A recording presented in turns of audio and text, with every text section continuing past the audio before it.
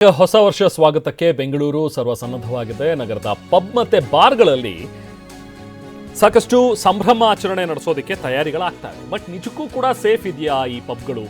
ಯಾಕಂದ್ರೆ ಗೋವಾದಲ್ಲಾದಂಥ ಒಂದು ಪಬ್ನ ಇನ್ಸಿಡೆಂಟ್ ಎಲ್ರಿಗೂ ಕೂಡ ನೆನಪಿದೆ.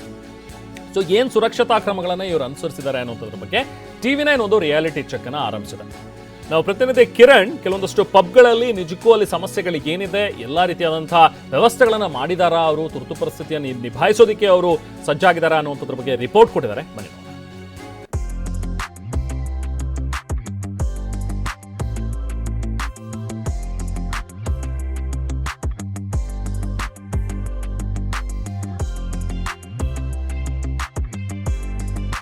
ಡಿಸೆಂಬರ್ 6ನೇ ತಾರೀಕು ಗೋವಾದ ನೈಟ್ ಕ್ಲಬ್ ಒಂದರಲ್ಲಿ ಅಗ್ನಿ ಅವಘಡ ಸಂಭವಿಸಿ ಸಜೀವವಾಗಿ 25 ಜನ ಪ್ರಾಣವನ್ನು ಕಳ್ಕೊಂಡಿದ್ರು. ಆ ನಿಟ್ಟಿನಲ್ಲಿ ಇವತ್ತು ರಾಜಧಾನಿ ಬೆಂಗಳೂರಿನಲ್ಲಿರುವಂತಹ ಕ್ಲಬ್ಗಳಲ್ಲಿ ಯಾವ ತರಹವಾದಂತಹ ಸುರಕ್ಷತಾ ಕ್ರಮಗಳನ್ನು ತೆಗೆದುಕೊಂಡಿದ್ದಾರೆ ಅಂತೇಳಿ ಗ್ರೌಂಡ್ ರಿಪೋರ್ಟ್ ಮಾಡಲಿಕ್ಕೆ TV9 ಮುಂದಾಗಿರುವಂಥದ್ದು. ಸದ್ಯ ನಾನೀಗ ಇಂದಿರಾನಗರದ 100 ಫೀಟ್ ರಸ್ತೆಯಲ್ಲಿದ್ದೀನಿ. ಇಲ್ಲಿರುವಂತಹ ಸಾಕಷ್ಟು ಪಬ್ಗಳಲ್ಲಿ TV9 ಇವತ್ತು ಗ್ರೌಂಡ್ ರಿಪೋರ್ಟ್ ಮಾಡಲಿಕ್ಕೆ ಮುಂದಾಗಿರುವಂಥದ್ದು.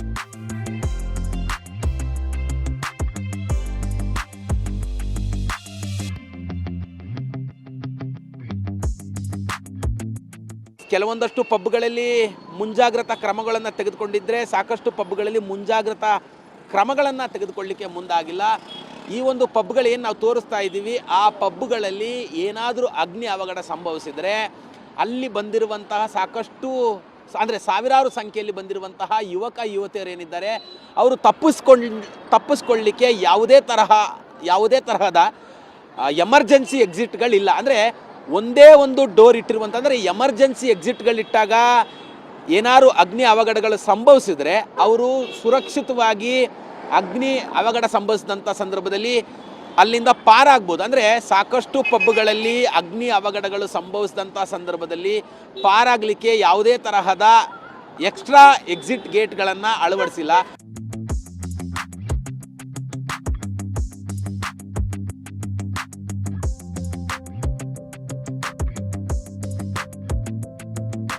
ಸದ್ಯ ನಾನೀಗ ಕೋರಮಂಗಲದ ಕ್ಲಬ್ಬು ಮತ್ತು ಪಬ್ಬು ರೆಸ್ಟೋರೆಂಟ್ಗಳೇನಿದ್ದಾವೆ ಅಲ್ಲಿರುವಂತಹ ಸಾಕಷ್ಟು ಪಬ್ಬು, ಕ್ಲಬ್ಬು ಮತ್ತು ರೆಸ್ಟೋರೆಂಟ್ಗಳಲ್ಲಿ ಈಗಾಗಲೇ ಕೂಡ ಗ್ರೌಂಡ್ ರಿಪೋರ್ಟನ್ನು ಮಾಡಲಿಕ್ಕೆ ಮುಂದಾಗಿರುವಂಥದ್ದು. ಸದ್ಯ ನಾನೀಗೇನು ದೃಶ್ಯಗಳಲ್ಲಿ ತೋರಿಸ್ತಾ ಇದ್ದೀನಿ, ಸಾಕಷ್ಟು ಪಬ್ಬು, ಕ್ಲಬ್ಬು, ರೆಸ್ಟೋರೆಂಟ್ಗಳಲ್ಲಿ ಮುಂಜಾಗ್ರತಾ ಕ್ರಮಗಳನ್ನು ತೆಗೆದುಕೊಳ್ಳುವಲ್ಲಿ ವಿಫಲರಾಗಿದ್ದ ಅಂತಲೇ ಹೇಳ್ಬೋದು. ಕಾರಣ ಏನಂತ ಹೇಳಿದ್ರೆ, ಇಲ್ಲಿ ನಾನೇನು ತೋರಿಸ್ತಾ ಇದ್ದೀನಿ ನಿಮಗೆ, ಸಾಕಷ್ಟು 3 ರಿಂದ 4 ಫ್ಲೋರ್ ಇರುವಂತಹ ಪಬ್ಬು ಮತ್ತು ಕ್ಲಬ್ಬುಗಳು ಕೂಡ ಇವು. ಇಲ್ಲಿ ಯಾವುದೇ ತರಹದ ಮುಂಜಾಗ್ರತಾ ಕ್ರಮಗಳನ್ನು ಮತ್ತು ಸುರಕ್ಷತಾ ಕ್ರಮಗಳನ್ನು ತೆಗೆದುಕೊಳ್ಳುವಲ್ಲಿ ವಿಫಲರಾಗಿದ್ದಾರೆ ಅಂತ ಹೇಳ್ಬೋದು. ಕಾರಣ ಏನು ಅಂತ ಹೇಳಿದ್ರೆ, ಓಡಾಡುವಂತಹ ಮೆಟ್ಟಿಲುಗಳು ತೀರಾ ಕಿರಿದಾಗಿರುವಂಥದ್ದು ಒಂದು. ಎರಡನೇದಾಗಿ ಮುಂಭಾಗದಲ್ಲಿ ಅಂದರೆ ಯಾವುದೇ ತರಹದ ಸುರಕ್ಷತಾ ಸಾಧನಗಳನ್ನು ಅಂದರೆ ಫೈರ್ ಎಕ್ಸ್ಟಿಂಗ್ವಿಷರ್ಗಳನ್ನು ಅಳವಡಿಸಬೇಕಾಗಿರುತ್ತೆ. ಅಂದರೆ ಏನಾದರೂ ಅಗ್ನಿ ಅವಘಡಗಳು ಸಂಭವಿಸಿದಂತಹ ಸಂದರ್ಭದಲ್ಲಿ ಒಳಭಾಗದಲ್ಲಿ ಫೈರ್ ಎಕ್ಸ್ಟಿಂಗ್ವಿಷರ್ಗಳನ್ನು ಅಳವಡಿಸಿದರೆ ಆ ಫೈರ್ ಎಕ್ಸ್ಟಿಂಗ್ವಿಷರ್ಗಳ ಮೂಲಕವಾಗಿ ಅಗ್ನಿಯನ್ನು ನಂದಿಸಿ ಬಚಾವಾಗ್ಬೋದು. ಆದರೆ 3 ರಿಂದ 4 ಫ್ಲೋರ್ಗಳಿರುವಂತಹ ಈ ಒಂದು ಪಬ್ಬು ಮತ್ತು ಕ್ಲಬ್ಬುಗಳಲ್ಲಿ ಅಗ್ನಿ ಅವಘಡ ಸಂಭವಿಸಿದರೆ ಅಲ್ಲಿಂದ ಡೈ ಕೂಡ ಹೊಡಿಲಿಕ್ಕಾಗೋದಿಲ್ಲ, ಅಲ್ಲಿಂದ ತಪ್ಪಿಸ್ಕೊಳ್ಳಿಕ್ಕೂ ಕೂಡ ಸಾಧ್ಯವಾಗೋದಿಲ್ಲ.